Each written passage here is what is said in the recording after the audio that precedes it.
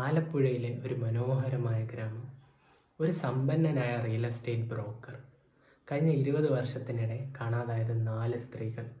അവസാനം എല്ലാ സൂചനകളും ചെന്നെത്തിയത് ഒരു വ്യക്തിയിലേക്ക്. CM Sebastian. പണം മാത്രമായിരുന്നു ഇയാളുടെ ലക്ഷ്യം, അതോ കേരളം കണ്ട ഏറ്റവും വലിയ സീരിയൽ കില്ലേഴ്സിൽ ഒരാളാണോ ഇയാൾ? നാട്ടുകാരെ സഹായിക്കാൻ നല്ല മനസ്സുള്ള ഒരു മനുഷ്യൻ എന്ന് ചിലർ പറയുന്നു.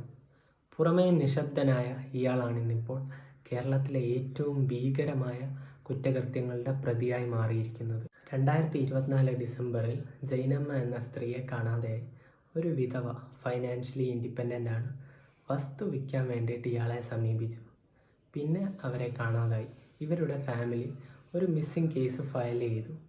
പോലീസ് ലൊക്കേഷൻ ട്രേസ് ചെയ്യാൻ നോക്കിയപ്പോൾ സെബാസ്റ്റ്യൻ്റെ വീട്ടിലേക്കാണ് അവസാന സിഗ്നൽ. ജൂലൈ 28, 2025 സെബാസ്റ്റ്യൻ്റെ വീടും പറമ്പും കേരള പോലീസ് അരിച്ചു പറക്കി. അവിടെ കണ്ടെത്തിയത് എന്തൊക്കെയാണെന്നറിയാമോ? Human bones, skulls, femurs, pelvic bones. മാത്രമല്ല 20ലധികം ആളുകളുടെ അസ്ഥികൾ ഉള്ളതായി കണ്ടെത്തി. ജപമാല, താലി, കമ്മലുകൾ തുടങ്ങിയ ആഭരണങ്ങൾ കണ്ടുകിട്ടി. രക്തം കലർന്ന മണ്ണ്, അതിനോടൊപ്പം ഒരു സ്വർണ്ണപ്പല്ലും. അത് കാണാതായ ഒരു സ്ത്രീയുടെ ആണെന്ന് സംശയിക്കപ്പെടുന്നു.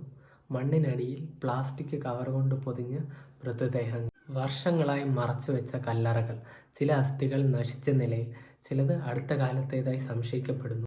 സെബാസ്റ്റ്യനുമായി ബന്ധമുണ്ട് എന്ന് സംശയിക്കുന്ന കാണാതായ സ്ത്രീകൾ. ബിന്ദു 2006 മുതൽ 2013 കാലഘട്ടത്തിനിടയിൽ കാണാതെയായി. ആയിഷ 2012 കാണാതെയായി. സിന്ധു 2020 കാണാതെയായി. പിന്നെ ജൈനമ്മ 2024. സ്കെലിറ്റൽ റിമെയിൻസിൻ്റെ ബേസിൽ വേറെയും അൺഐഡൻറ്റിഫൈഡ് ആയിട്ടുള്ള വുമൻസ് ഉണ്ട് എന്ന് സംശയിക്കപ്പെടുന്നു. ഇനി നമുക്ക് കോമൺ പാറ്റേൺസ് നോക്കാം. അതായത് കാണാതായ സ്ത്രീകൾ തമ്മിലുണ്ടായിരുന്ന സിമിലാരിറ്റീസ്. ഇവരെല്ലാം ഇമ്മീഡിയറ്റ് ആയിട്ട് ഫാമിലി സപ്പോർട്ട് ഇല്ലാതിരുന്ന സ്ത്രീകളായിരുന്നു. അതുപോലെ തന്നെ എല്ലാവരും പ്രോപ്പർട്ടി മാറ്റേഴ്സിൽ ഇൻവോൾവ് ആയിരുന്നു. അതുപോലെ തന്നെ ഇവരെല്ലാവരും ഫൈനാൻഷ്യലി വൾണറബിളുമായിരുന്നു. ഇതൊക്കെ പണത്തിന് വേണ്ടി മാത്രമായിരുന്നു, അതോ ആ ഒരു കൺട്രോൾ അയാൾ ആസ്വദിച്ചിരുന്നോ? ജീവിതവും മരണവും തൻ്റെ കയ്യിലാണ് എന്നുള്ളൊരു പവർ. ഇനി forensic and police investigation. Ground penetrating radar, drained wells, അതുപോലെ തന്നെ സ്നിഫർ ഡോഗ്സ്. ഇതൊക്കെയായിരുന്നു പ്രൈമറിലി പോലീസ് ഇൻവെസ്റ്റിഗേഷനിൽ യൂസ് ചെയ്ത മെത്തേഡ്സ്. ഗ്രൗണ്ട് പെനിട്രേറ്റിംഗ് റൈഡാർ എന്ന് പറയുമ്പോൾ അണ്ടർഗ്രൗണ്ടിൽ ബോൺസോ ഗ്രേവ്സോ അങ്ങനെ എന്തെങ്കിലും ഒരു അനോമലീസ് ഉണ്ടെന്നുണ്ടെങ്കിൽ അതിനെ ഈസി ആയിട്ട് ഡിറ്റക്റ്റ് ചെയ്യാൻ സാധിക്കും. അതുപോലെ തന്നെ ഡ്രെയിൻഡ് വെൽസ്, വെള്ളം വറ്റിച്ച് കളഞ്ഞു കിണറ്റിൽ. പിന്നെ സ്നിഫർ ഡോഗ്സ്, അവർ ഈസി ആയിട്ട് scent collect. Mobile tower location ഇയാളുടെ വീട്ടിലാണെന്ന് കണ്ടെത്തി. ബ്ലഡ് സാമ്പിൾസ് കാണാതായ സ്ത്രീകളുമായി മാച്ച് ചെയ്തു. അതുപോലെ തന്നെ ജ്വല്ലറീസ് കാണാതായ സ്ത്രീകളുടെ ആണെന്ന് ഐഡൻറ്റിഫൈ ചെയ്യുകയും ചെയ്തു. സെബാസ്റ്റ്യൻ്റെ ഭാര്യയ്ക്കും മകൾക്കും ഇതിലുള്ള പങ്ക് എന്താണെന്ന് അന്വേഷിച്ചു കൊണ്ടിരിക്കുന്നു. അവരറിയാതെ ഇങ്ങനെ കൊലപാതകങ്ങൾ അവിടെ നടക്കുമോ? അഥവാ നടന്നാലും അവരറിയാതെ ഇത് കുഴിച്ചു മൂടാൻ സാധിക്കുമോ? ഇങ്ങനെയൊക്കെ നമ്മൾ ചിന്തിക്കേണ്ടിയിരിക്കുന്നു. ഇനി നമുക്കിതിൻ്റെ ഒരു സൈക്കോളജിക്കൽ അനാലിസിസ് നടത്തിയാൽ ചില എക്സ്പേർട്സ് പറയുന്നു ഇയാൾ ഫൈനാൻഷ്യൽ ഗെയിനിന് വേണ്ടി മാത്രമാണ് കൊല നടത്തിയെന്ന്. മറ്റു ചിലർ പറയുന്നു ഇയാൾക്ക് കൊല്ലണം എന്നുള്ളൊരു ഇൻറ്റൻഷൻ ഉണ്ടായിരുന്നുവെന്ന്. ഓക്കെ, നമുക്കിതെല്ലാം ഉപേക്ഷിക്കാം. ഇയാൾ ബോഡി മറവ് ചെയ്ത രീതി, അതൊരു സീരിയൽ കില്ലറിൻ്റെ നേച്ചർ റിഫ്ലക്റ്റ് ചെയ്യുന്നു. കൺഫസ് ചെയ്യാത്തത് കൊണ്ട് തന്നെ ഇയാൾക്ക് കുറ്റബോധം ഉണ്ടാവാനും യാതൊരു സാധ്യതയും ഇല്ല.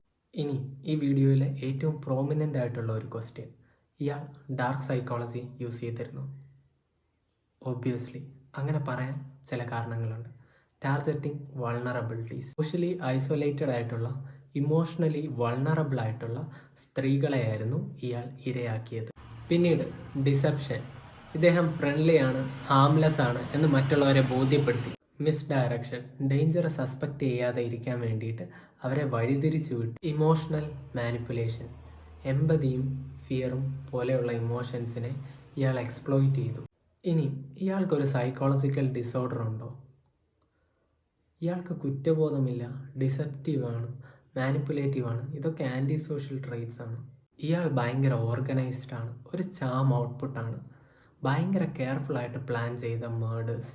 20 വർഷത്തോളം പിടിക്കപ്പെടാതെ ഇയാൾ കൊലകൾ ചെയ്തു.